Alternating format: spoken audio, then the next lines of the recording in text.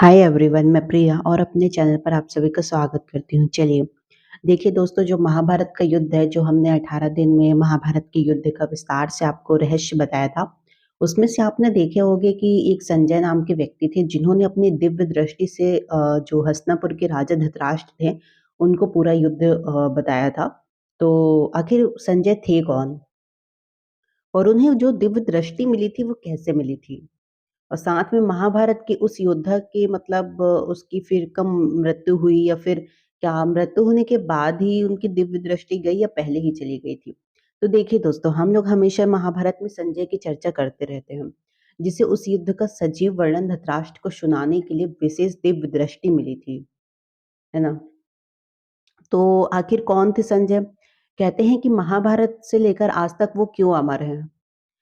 हमने आपको बताया था कि कुंती, धृतराष्ट्र और गांधारी की मृत्यु कैसे हुई थी, लेकिन उनके साथ संजय भी गए थे। लेकिन संजय वहाँ से दूसरी जगह जाकर तपस्या करने लगे थे, है ना? इस युद्ध के बाद उनका क्या हुआ, तो देखिए, वो वैसे तो जाति से बुनकर धृतराष्ट्र के मंत्री भी थे। कहते हैं कि संजय महर्षि वेदव्यास के शिष्य थे। वो धृतराष्ट्र की राजसभा में शामिल थे। राजा धृतराष्ट्र उनका सम्मान करते थे। संजय जो थे वो विद्वान नामक सूत के पुत्र थे और जाति से बुनकर थे। देखिए, हमारी पौराणिक ग्रंथ है, जो हमारी महाभारत है, जो हमारे शास्त्र हैं, वो ये कहते हैं कि जो संजय थे वो बेहद विनम्र और धार्मिक स्वभाव के थे। देश के पहली और एकमात्र मतलब ऐसी कहते हैं कि ऐसे भारत कोश में उनके बारे में बताया गया है। संजय को धृतराष्ट्र ने महाभारत युद्ध से ठीक पहले पांडवों के पास बातचीत करने के लिए भेजा था। वहां से आकर उन्होंने धृतराष्ट्र को युधिष्ठिर का संदेश सुनाया। वह श्री कृष्ण के परम भक्त थे। बेशक वो धृतराष्ट्र के भी मंत्री थे, लेकिन इसके बाद भी वो पांडवों के प्रति बराबर से सहानुभूति रखते थे।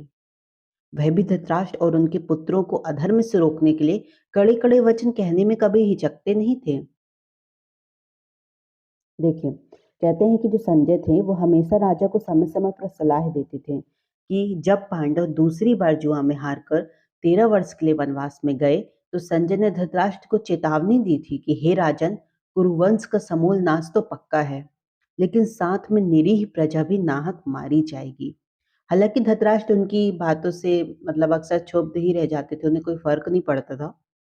और कहते हैं कि जब ये पक्का हो गया कि युद्ध को अब टाला नहीं जा सकता, तब महर्षि वेदव्यास ने संजय को दिव्य दृष्टि प्राप्त थी, ताकि वे युद्ध क्षेत्र की सारी जो बातें हैं, वो महल में बैठकर ही देख लें, और जो उनका हाल है वो धृतराष्ट्र को सुनाएं।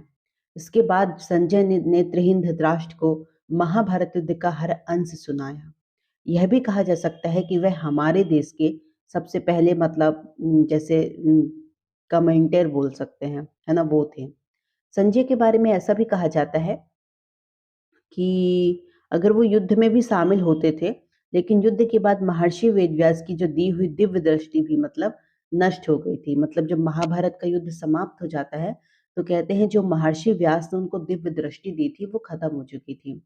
श्री कृष्ण का विराट स्वरूप जो था, वो केवल अर्जुन को ही दिखाई दे रहा था, लेकिन संजय ने भी उन्हें दिव्य दृष्टि से देख लिया था।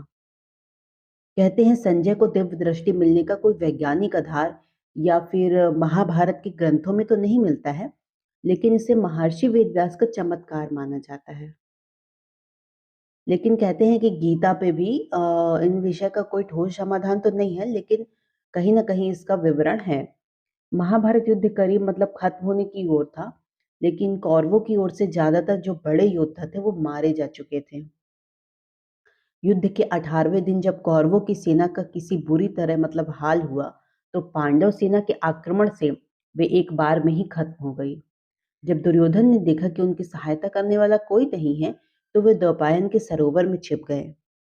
तब भीम ने आकर दुर्योधन को ललकारा, और भीम और दुर्योधन का गदा युद्ध हुआ, जिसमें दुर्योधन मारा गया। वो हमने आपको बहुत ही विस्तार से बताया है।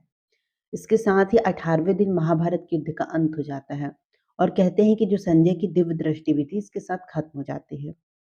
चलिए, तो क्या आप जानते हैं कि बाद में संजय ने क्या किया? कहते हैं, देखिए, महाभारत युद्ध के बाद कई सालों तक संजय युधिष्ठिर के राज्य में रहे। इसके बाद वो धृतराष्ट्र, गांधारी और कुंती के साथ संन्यास लेकर चले गए।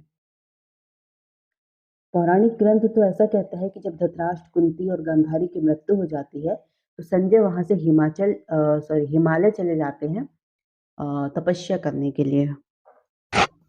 चलिए दोस्तों, तो हमने आपको बताया कि जो महाभारत युद्ध के बाद संजय क्या करते हैं, उनकी दिव्य दृष्टि कैसे चली जाती है और वो कौन थे। तो आई होप आपको वीडियो बहुत पसंद आया होगा दोस्तों। ज़्यादा से ज़्यादा हमारे इस वीडियोज़ को शेयर करें और हमारे चैनल को सब्सक्राइब भी करें। Thank you so much. जय श्री कृष्ण।